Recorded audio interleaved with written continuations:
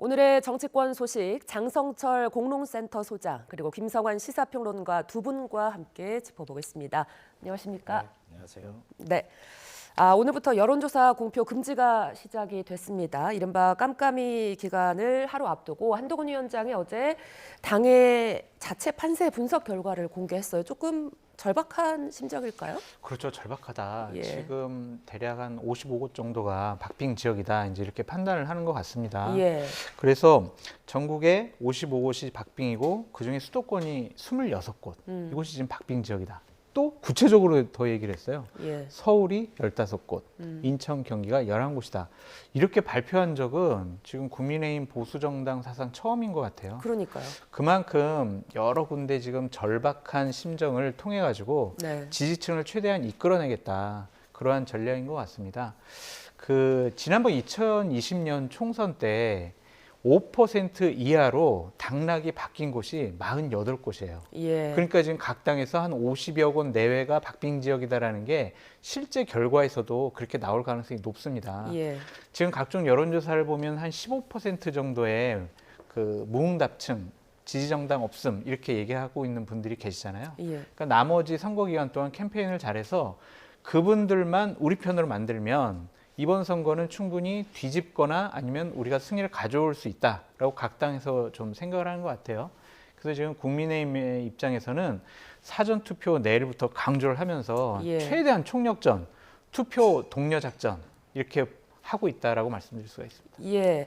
근데 한 위원장뿐만이 아니라 이재명 대표도 박빙 승부처가 50여 곳이 넘는다고 말했어요. 그러니까 각 당의 판세 분석을 거의 비슷하게 일치한다고 예. 봐야 되겠죠. 왜냐하면 각 당이 전부 다 여론조사를 돌리고 있지 않습니까? 네. 돌렸을 때 오차범위 내에 들어오거나 아니면은 여론조사가 딱 붙었다고 할 만한 지역이 한 이 정도가 된다고 양당 모두 인정하고 있다 이렇게 봐야 될 것 같고요. 예. 그러니까 말이 50곳이지 50곳이면은 선거 결과를 다 뒤바꿀 수 있는 정도 그럼요, 네. 의석이거든요. 예. 그러니까 민주당 입장에서도 굉장히 절박한 심정으로 얘기한 것이다 이렇게 봐야 될 것 같고요. 예. 아무리 이제 뭐 대통령 국정수행 지지율이나 이런 것들이 나쁘다 하더라도 결국은 국민들은 계속 스윙보터처럼 엇갈리면서 선택을 해왔다는 거죠.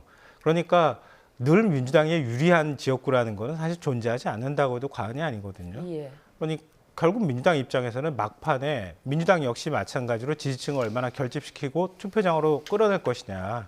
이게 최대 과제라고 보이고요. 예. 그러니까 그게 아마 국민의힘도 역시 마찬가지지만 그 여부에 따라서 아마 승패가 갈릴 가능성이 높다 이렇게 봐야 될 것 같습니다. 네, 지금 양당 모두 막판 총력전에 나선 모습인데요. 이재명 대표가 지금 박빙 승부처에서 밀리면 과반을 뺏긴다 그렇죠. 이렇게 주장하고 있거든요. 어떻게 그렇죠. 전망하세요? 그러니까 지금 현재 여러 가지 여론을 종합을 해보면 민주당이 선거에서 승리할 가능성이 높다 이런 예. 전망들이 많이 나오고 있는데 예. 지금 그거를 민주당도 자신을 못하고 있는 것 같아요. 그래서 민주당 투표층이 만약에 여론조사 보니까 우리 민주당이 이길 것 같은데 그럼 내가 투표장에 안 나가도 뭐 민주당 후보가 이길 거야. 그래서 민주당 지지자들이 투표장에 나오지 않으면은 네. 민주당 후보는 당선되기가 어려운 거잖아요. 그래서 한 표가 모자랍니다. 우리 151석 만들어주세요. 이런 식으로 상당히 엄살 작전을 민주당에서는 지금 보이고 있는 것이 아니냐. 좀 그런 생각이 듭니다. 예. 이게 앞으로 한 대략 일주일 정도 남아있고 내일부터 사전투표를 하게 되잖아요. 예. 그러면은요, 정말 각 당에서는 그냥 기반 조직을 다 동원해가지고 한 명이라도 더 투표장에 나오도록 독려할 수밖에 없습니다. 그래서 양당이 계속 이러한 캠페인을 선거 끝날 때까지 할 것 같다라고 말씀드립니다. 네. 장 소장님은 민주당의 과반을 뺏길 수도 있다는 발언이 엄살 작전이라고 하시는데 어떻게 보세요? 다 모두 다 양당 제가 볼 때는 다 엄살 작전을 쓰고 있는 것 같아요. 네. 근데 지난번에 21대 총선 때 그때 민주당이 과연 과반할 수 있을까? 이렇게 생각하는 사람이 대다수였거든요. 예. 근데 투표함 열고 보니까 180석을 얻었단 말이에요. 그럼 민주당도 예상하기가 어려운 정도의 숫자였어요. 그러니까 그만큼 초박빙 승부가 벌어지는 곳에서는 그러니까 당 차원의 어떤 구조적인 캠페인도 필요하지만 후보의 개인적인 역량 그리고 또 각 지역별로 어느 정도 선거 캠페인을 했느냐 또 지역의 조직세 이런 것들이 다 맞물려야지 그래야지 사실 5% 안에서 왔다 갔다 하는 거거든요. 그러니까 그 정도가 전체 선거를 완전히 구도를 바꿔놓을 수 있을 만큼의 영향을 미치고 있다 이렇게 봐야 될 것 같으니까요. 예. 결국 민주당한테 좀 유리한 상황이 이것도 사실 뭐 여론조사를 통해서 확인되고 있는 것이지만 그런 상황이 조성되어 있는 것은 부정하기 어렵지만 결국 선거의 승패의 경우에는 마지막에 남아있는 한 50곳 정도 되는 곳에 유권자 표심이 어디로 가느냐에 따라서 결정된다 이렇게 봐야 될 것 같습니다. 예, 이런 가운데 오늘 한 위원장은 수도권을 그리고 이 대표는 부산, 울산, 대구 이렇게 지원 사격에 나섰습니다. 동선에 의미가 있을 것 같아요. 그렇죠. 한동훈 비대위원장 같은 경우에는 수도권에서 우리가 패배를 하게 되면은 자칫 잘못하면은 개헌저지선까지 무너진다라고 생각을 하는 것이고, 아까도 말씀드렸지만 수도권에 26곳이 박빙 지역이라고 얘기하고 있잖아요. 그러니까 네. 박빙 지역은 5% 이내로 지금 선거 당락이 갈릴 수 있다라고 판단을 하는 지역이거든요. 그러니까 그 지역에 집중적으로 유세할 수밖에 없다라고 말씀을 드리고, 이재명 대표 같은 경우에는 부산, 울산, 대구, 영남권 후보를 지원을 했는데 특히 부산 같은 경우에는 흔들리는 지역이 좀 있어요. 그러니까 국민의힘으로서는 수영, 지금 국민의힘 계열의 후보가 2명이 나가서 자칫 잘못하면은 민주당이 당선될 수 있는 가능성이 높고, 연재 같은 경우에는 지금 여론조사를 보면은 진보당에 있는 후보가 좀 앞서는 결과들이 좀 많이 나오고 있거든요. 그러면은 우리가 부산, 울산, 경남 이쪽을 집중적으로 공략을 하면 지난번보다는 더 많은 의석을 가져올 수 있다. 그렇게 되면 우리가 지난번에 얻었던 180석 이상을 민주당과 진보진이 가져올 수 있다. 그렇게 판단한 것 같습니다. 그래서 예. 더욱더 지금 부산, 울산 이런 영남 쪽을 흔들기 작전에 들어간 것이 아니냐라는 생각이 듭니다. 네, 평론가님 내일 사전투표가 시작되는데요. 이것과도 이 동선이 관련 있다고 볼 수 있을까요? 그러니까 뭐 사전투표라는 게 사실상 이제 본투표랑 같은 효과가 나타나는 거니까요. 예. 더군다나 양당 모두 사전투표를 적극적으로 하라고 좀 독려를 하고 있는 상황이잖아요. 그러니까 사전투표를 이틀 이 기간부터 사실상 투표인가 시작이 되는 거고, 예. 이때 사전투표에 많은 이제 유권자들이 나와서 투표할 경우에는 사전투표의 캠페인을 어떻게 하느냐가 영향을 미칠 수밖에 없는 거죠. 그러니까 마지막에 동선을 어떻게 짜느냐 아마 각 당에서 굉장히 고민을 많이 했을 것 같아요. 예. 그러니까 이재명 대표의 경우에는 흔들리고 있는 영남 민심을 다시 한번 흔드는 작업들을 했을 거라고 보이고요. 한동훈 비대위원장의 경우에는 사실은 수도권에서 어느 정도 선방하는 게 굉장히 절실한 상황이죠. 왜냐하면 전체 구도로 본다면 우리나라의 전체 의석의 한 절반 가까이 122석이 지역구 의석의 122석이 수도권에 몰려 있는 거잖아요. 네. 그리고 나머지 그 절반의 절반 정도, 4분의 1 정도가 영남에 몰려 있고요. 그리고 나머지 지역을 다 합치면은 겨우 나머지 절반 정도 되는 거거든요. 예. 그러니까 국민의힘이 영남에서 어느 정도 선방을 하고 그리고 수도권에서 의미 있는 의석을 가져온다면 그러면 일당이 될 가능성이 굉장히 높은 거죠. 근데 그 수도권의 의석이 지금 흔들리고 있는 현상이 나타나는 거 아닙니까? 그러니까 한동훈 위원장은 뭐 지난번에 21대 180석 정도 민주당한테 뺏길 때 그때 수도권에서 121석일 때 16석을 빼앗겼거든요. 16석을 갖고 왔거든요. 예. 근데 이번에 국민의힘이 일당이 되려면은 최소한 여기서 한 20석이나 더 보태야지 하다는 계산이 나온단 말이에요. 그러니까 수도권에서 초박빙 승부가 이루어지고 있는 한 20여 곳 정도 되는 데에서 국민의힘이 이겨야 일당이 된다고 하는 결론에 도달하는 거예요. 예. 그러니까 한동훈 위원장은 수도권 민심을 흔드는 작업들을 한 것이다 이렇게 보입니다. 예. 그런데 왜 우리가 통상 사전 투표율 그리고 투표율이 높으면 진보 진영에 좀 유리하다 네. 이렇게 봐왔었는데 네. 지금 유례 없이 양당 모두가 사전 투표 그리고 투표 독려에 나섰거든요. 네. 그러니까 국민의힘 같은 경우에는 지난번 2020년 총선부터 그 이전까지 어떻게 이제 계속 얘기가 돌아다녔었냐면 사전 투표는 부정선거에 좀 의미가 있다. 초반에 그런 그랬죠. 모습이 예. 있다. 그래서 사전 투표를 안 하고 본 투표에 집중하는 그런 모습을 보였었는데 네. 대한민국에서 부정 투표가 일어나겠습니까? 그럼요. 그러니까 예. 이제부터는 총력전으로 본 투표할 때 국민의힘 편인데 투표를 못 할 수 있는 분들이 있잖아요. 네. 날씨가 안 좋지, 아니면 또 어디 놀러 가야 되지, 아니면은 또 다른 일이 생겨가지고 투표 못 할 경우가 있으니까 사전에 총력적으로 다 나서 투표하시라. 그런 이제 캠페인을 벌일 것으로 지금 지켜볼 수가 있는 것이고요. 재외 국민 투표도 상당히 지금 높게 나왔잖아요. 예. 62.8%가 나왔는데 이거는 국민들이 좀 아셔야 될 게 재국민 197만 명 중에 이제 저는 투표하겠어요라고 신청한 분이 대략 14만 8천 분이에요. 예. 그 중에 62.8%가 투표를 한 거지 197만 명 중에 62.8%가 투표한 건 아니다. 그래서 재국민께서는 대략 9만 2천 분 정도 투표한 것인데 이것도 예, 그러니까 역대급으로 상당히 높아요. 예, 총 제외 유권자 중 그중에 7.5%가 저 그렇죠. 투표할게요 하고 그렇죠. 선거인단으로 등록을 했고 맞습니다. 그 중에서 7.5% 중에서 62.8%. 62.8%가 네. 투표를 한 건데 그럼에도 불구하고 최고치잖아요. 높아요. 예. 그러니까 이게 투표율기가 상당히 높다라는 것은 뭔가 좀 분노 투표의 심정이 좀 높은 것이 분노 아니냐라는 투표, 생각이 들어요. 예. 그러니까 국민의힘을 지지하는 분들은 민주당이 이재명 당대표 그리고 한동훈 비대위원장이 얘기하는 범죄자 집단 저희가 다시 또 국회를 장악하면 안 되지 이런 생각을 하고 있는 것이고 이제 민주당 진보 진영을 지지하는 분들은 윤석열 정권에 대한 심판을 생각을 해서 투표장에 나오는 거라고 좀 생각이 듭니다. 그래서 저런 모습을 보면은 사전 투표율도 역대급으로 높고 본 투표율도 역대급으로 높아서 이번 총선 최종 투표율이 70% 가까이 나오거나 아니면 70%를 넘을 수 있는 가능성도 전문가들 사이에서 제기가 되고 있습니다. 예.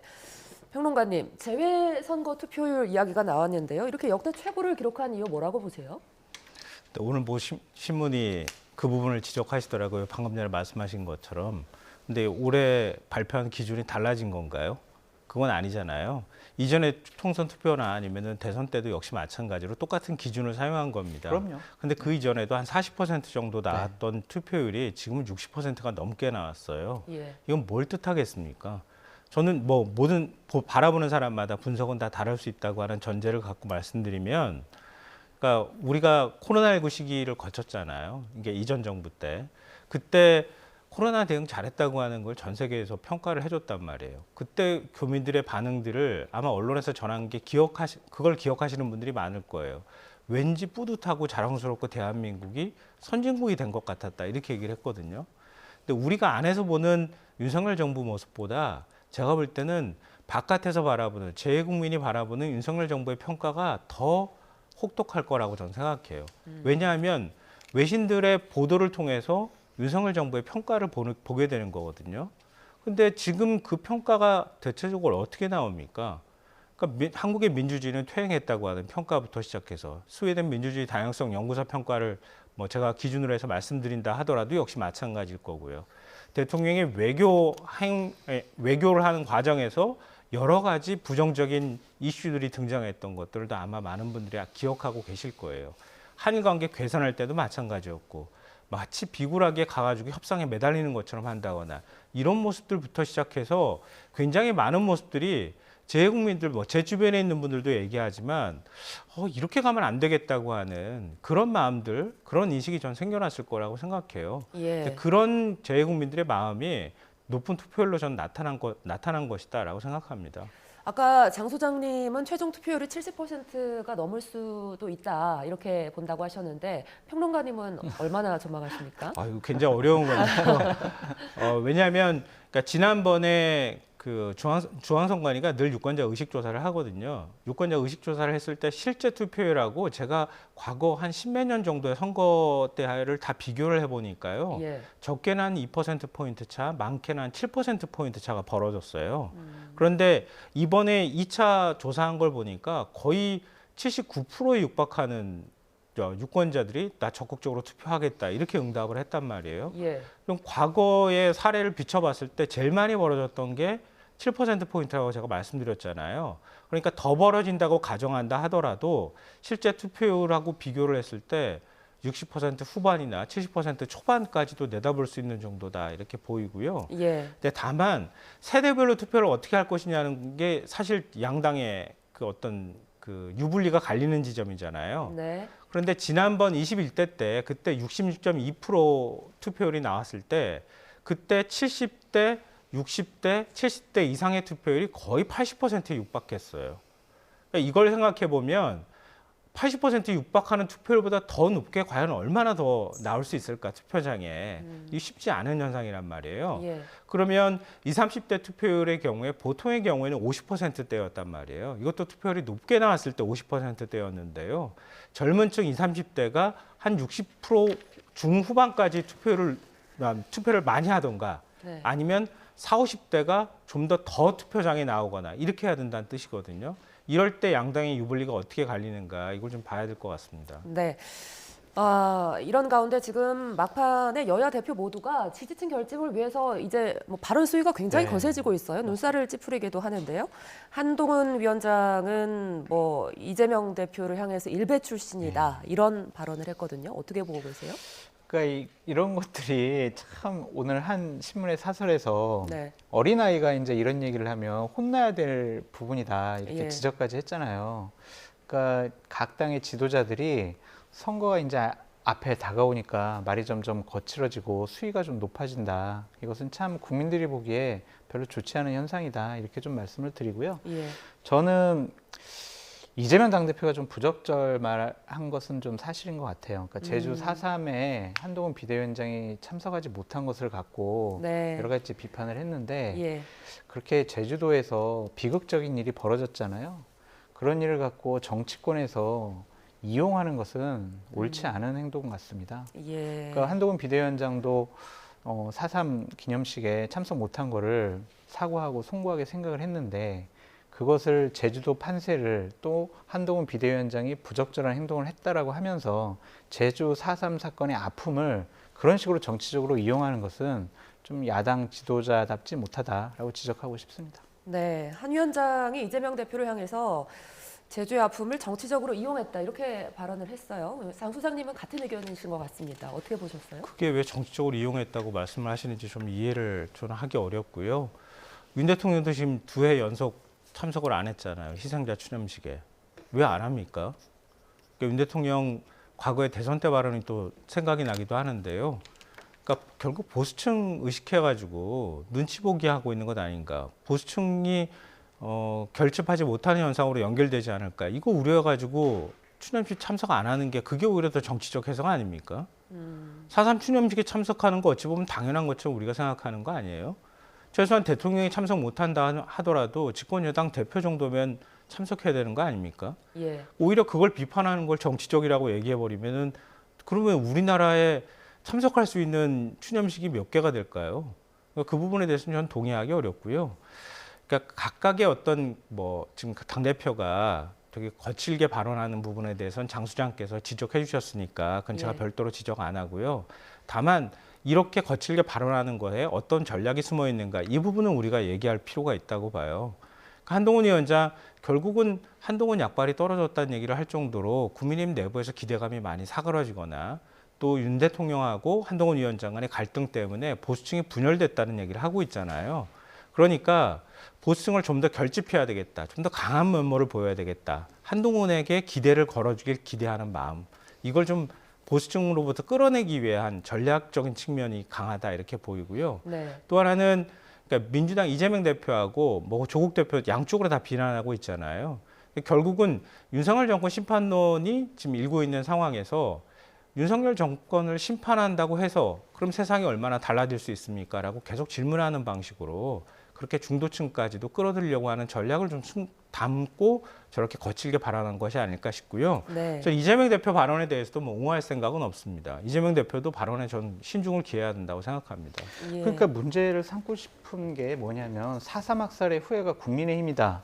이게 정확한 사실관계도 아니에요. 당시에 4.3을 진입했던 분은 조병욱 씨거든요. 그분이 민주당 대표였어요. 그러니까 민주당 계열에 쭉 가면은 이 조병욱 씨가 그 원천 당 대표를 한 분이거든요. 그 당의 후예들이거든요. 이건 사실관계도 맞지가 않고 또한 저런 아픔을 이런 선거에 이용하는 것 자체가 전 잘못됐다라고 지적하고 말씀드리는 겁니다. 네. 네, 한 위원장. 이걸 제가 잠깐 말씀드릴 수 있을까요? 이승만 대통령 시절이에요. 네. 이승만 대통령 건국 대통령이라고 하는 네. 게 국민의힘이기도 하고요. 윤 아니, 대통령도 그런데 그렇게 얘기하고 있고요. 그런 예, 역사적인 학살이라고 하는 문제를 개념을 정확하게 얘기하면 얘기를 이제 해야죠. 그런 거고요. 예. 지금 그리고 한 4.3에 대해서 위원장- 계속 역사 왜곡을 했던 것도 국민의힘 의원들이기도 했고요. 네. 그 사죄하고 가서 반성하고 했고요. 이런 식으로 정치적으로 이용하는 것은 사실관계도 좀 다르다라고 말씀드리는 겁니다. 지금 한 위원장 발언에 대해서는 두 분이 지금 뭐 의견이 꽤 갈리고 있는 것 같은데요. 이재명 대표 역시 나경원 전 의원을 향해서 별명이 나배다 이렇게 말해서 막말 논란이 일고 있거든요. 그러니까요. 이런 참 성적인 문제를 갖고 여성 정치인을 폄하하고 또한 여러 가지로 혐오스러운 표현을 하는 것이 과연 맞는 것이냐라는 좀 생각이 들고요.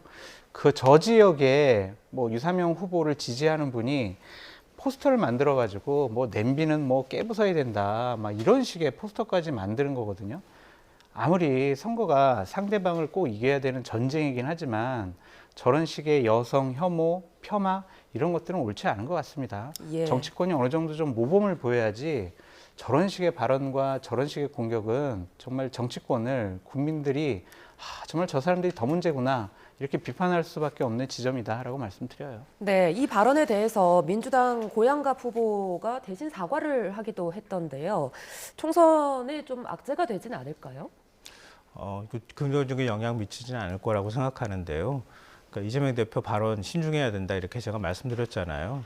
그러니까 이재명 대표가 좀 착각하고 있는 부분이 한동훈 비대위원장하고 같은 동렬에 놓고 같이 말싸움을 하려고 하면 민주당이 전 손해보는 거라고 생각해요. 그러니까 한동훈 위원장 아까 제가 전략 말씀드렸잖아요.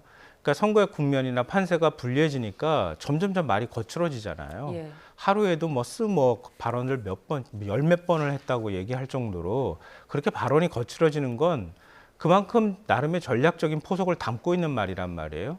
근데 한동훈 위원장이 그런다고 해서 민주당까지 그러면 민주당도 그 판에 끌려 들어가게 되는 거잖아요. 그러니까 오히려 정말 상황을 유리하게 끌고 가고 싶으면 맞대응을 안 하는 게 제일 좋아요. 네. 그러니까 이재명 대표도 그런 부분에 있어서 발언을 더 조심해야 될 필요가 있는 거예요. 그러니까 판세를 좀 더 유리한 방향으로 끌고 가고 굳히게 만들기 위해서는 거기에 맞대응해서 싸우기보다는 오히려 다른 차원의 모습을 보여주는 게 더 전 중요하다고 생각하거든요. 그러니까 여유를 보여라, 오만해 보여라라는 뜻이 아니고 차라리 조금 더 정치의 품격을 높인다거나 이런 방식으로 오히려 비껴갔으면은 이 판에 오히려 똑같이 지금 동렬해 놓고 지금 우리가 비판을 하잖아요. 이런 일은 없을 거다. 그러니까 남은 선거 기간 동안에도 그런 자세가 좀 필요하다고 생각합니다. 네, 지금 이런 가운데 선거 막판의 변수로 등장한 의정 갈등 이야기 좀 해보겠습니다. 오늘 윤 대통령이 대통령실에서 박단 전공의 비대위원장을 만났어요. 이야기가 좀 잘 풀렸나 싶었는데 조금 전에 SNS에 박단 위원장이 대한민국 의료의 미래는 없습니다. 이렇게 올렸더라고요. 근데 이제 대통령실에서는 예. 충분히 의대 정원 문제와 관련해서도 논의를 했다. 그러니까요. 좀 열려 있고 유연성 있게 하겠다라고 했거든요. 예. 한 번 만나가지고는 안 될 거예요. 근데 저렇게 그냥 각자의 자기들 주장만 하면 그 피해는 오로지 다 국민들한테 돌아갑니다. 네. 지금 인턴도 이제 등록 안 했고 4학년 학생들도 유급이 확정이 되면은요 내년도에 이제 졸업생이 없어요. 그러면은 공적인 의료기관까지도 다 마비 상태가 올 수밖에 없거든요. 그래서 대통령과 전공의 그리고 대학 교수분들이 다 함께 모여가지고 국민을 위한 제대로 된 협상을 하시고 그리고 한 발씩 물러나가지고 빨리 사태가 수습됐으면 좋겠다라는 생각이 듭니다. 네, 한 번 대화로는 조금 모자라다 그럼요. 하셨는데 그렇다면 여러 번 대화가 좀 이어진다면 선거 전에 어떤 의정 갈등의 돌파구가 마련될 수 있을까요? 글쎄요, 뭐 이건 단언하기는 어려울 것 같은데요. 그동안의 과정을 지켜보면 쉽지는 않을 것이다 이렇게 생각해요. 왜냐하면 결국은 이제 의대 정원 증원 문제가 있는 거잖아요. 예. 의사 증원 문제가 있는 건데 그 숫자를 놓고도 지금 전혀 다른 이해관계를 보이고 있단 말이에요. 근데 그게 어느 정도의 숫자가 적절할 것이냐 이거에 대해서 뭐 의사 단체나 아니면은 전공의도 역시 마찬가지지만 그러니까 객관적인 기구에서 그걸 조사를 하고 난 다음에 그 다음에 최종 숫자를 정하자 이렇게 얘기하는 거란 말이에요. 근데 지금 그동안에 윤 대통령이 계속 고집스럽게 얘기했던 게 2,000명이었단 말이에요. 네. 그걸 유연한 태도를 갖는다 하더라도 그 중간에 어느 지점이 가장 합리적이고 과학적이냐 여기에 따르는 논쟁은 계속 있을 수밖에 없단 말이에요. 근데 지금 당장 지금 5월부터 그 학사 일정 다 공개하고 그다음에 지금 신입생을 받아야 된단 말이에요. 모집 요강까지 지금 공개해야 되는 상황이라고요. 예. 근데 그 전까지 과연 그게 가능하겠는가? 여기에 대한 근본적인 좀 의문이 있고요. 예. 그리고 그 총선까지 지금 뭐 불과 며칠 남지도 않은 기간 동안에 의사단체의 모든 이해관계가 하나로 모여서 뭔가 단일안을 내고 그다음에 협상이 이루어질 가능성 현재로서는 그렇게 높지 않을 것 같다 이런 생각이 들어요. 저게 지금 의사들 문제뿐만이 아니라 이제 간호사들 문제까지도 더 확대될 거예요. 예. 그러니까 지금 대형 병원들도 비상경영체에 들어갔잖아요. 그러니까 신규 간호사들을 모집을 못 하고 있습니다. 그러면 올해 졸업하는 간호생들 같은 경우에는 취업하지도 못하고 병원에서는 간호사까지 부족할 수밖에 없어요. 그럼 정말 의료 대란이 일어날 수밖에 없으니까 하루속히 빨리 여러 가지로 해결책이 나왔으면 좋겠습니다. 예, 저희가 오늘 뭐 선거 이야기를 짚어봤습니다만 선거를 떠나서 우리 국민들을 위해서 이 의정 갈등이 하루빨리 봉합이 되길 좀 맞습니다. 바라보겠습니다. 오늘 정치권 소식 장성철 공론센터 소장 그리고 김성환 시사평론가 두 분과 함께했습니다. 감사합니다.